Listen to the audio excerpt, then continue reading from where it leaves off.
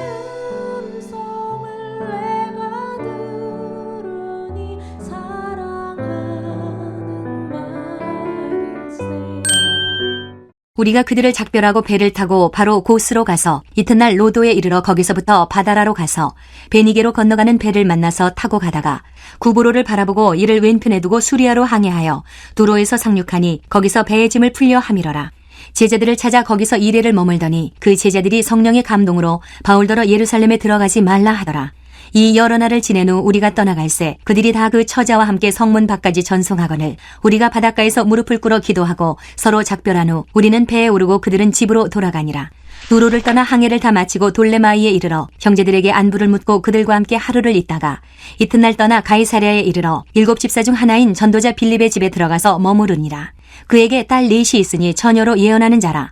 여러 날 머물러 있더니 아가보라 하는 한 선지자가 유대로부터 내려와 우리에게 와서 바울의 띠를 가져다가 자기 수족을 잡아매고 말하기를 성령이 말씀하시되 예루살렘에서 유대인들이 이같이 이 띠 임자를 결박하여 이방인의 손에 넘겨주리라 하거늘 우리가 그 말을 듣고 그곳 사람들과 더불어 바울에게 예루살렘으로 올라가지 말라 권하니 바울이 대답하되 여러분이 어찌하여 울어 내 마음을 상하게 하느냐. 나는 주 예수의 이름을 위하여 결박당할 뿐 아니라 예루살렘에서 죽을 것도 각오하였노라 하니 그가 권함을 받지 아니하므로 우리가 주의 뜻대로 이루어지이다 하고 그쳤노라.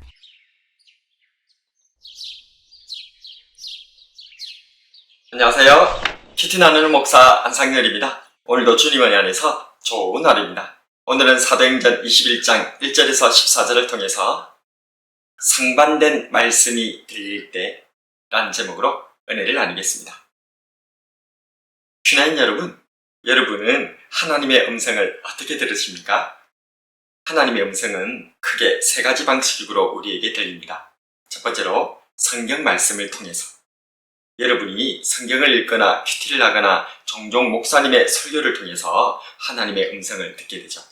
두 번째로 주변 상황을 통해서 하나님께서는 종종 여러분의 주변 상황을 통해서 여러분을 이끌어 주십니다.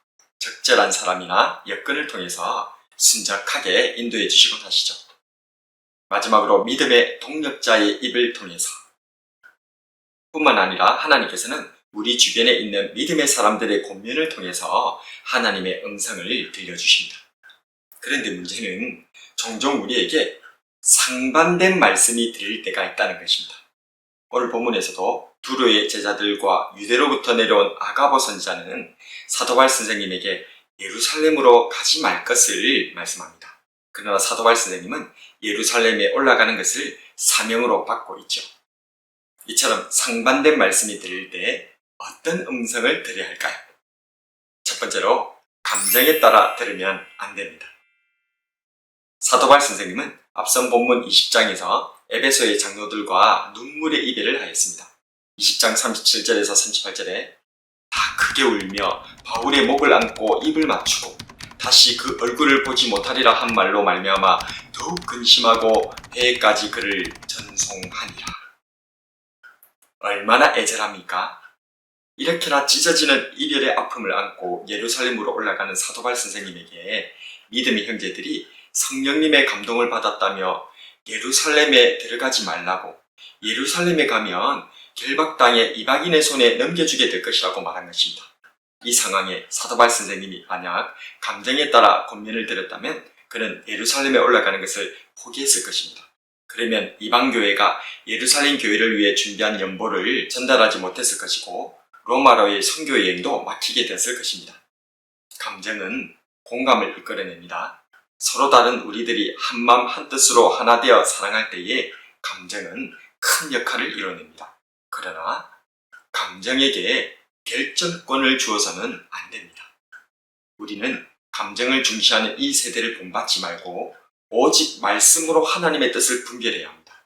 로마서 12장 2절에 너희는 이 세대를 본받지 말고 오직 마음을 새롭게 함으로 변화를 받아 하나님의 선하시고 기뻐하시고 온전하신 뜻이 무엇인지 분별하도록 하라.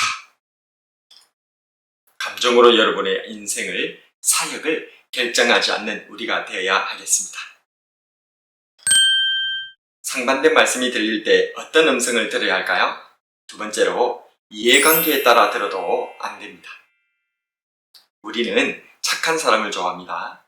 그런데 착하다고 해서 진실되거나 진리인 건 또 아닙니다.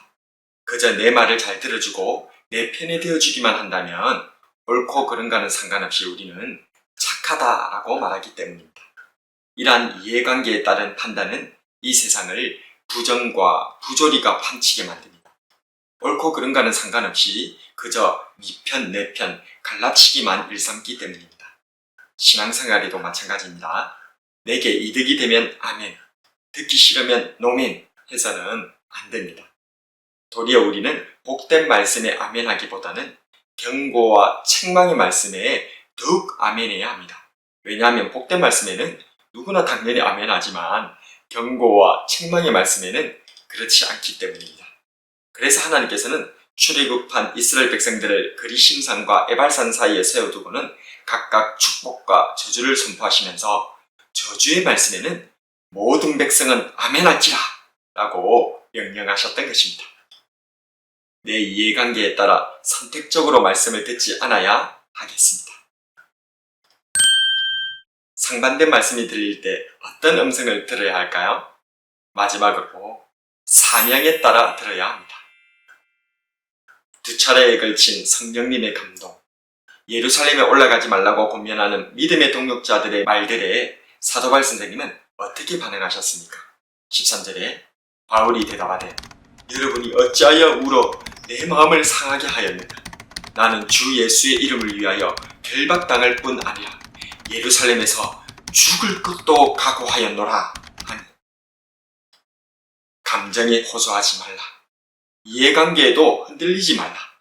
나는 주 예수의 이름을 위하여 결박당할 뿐 아니라 예루살렘에서 죽을 것도 각오하였노라.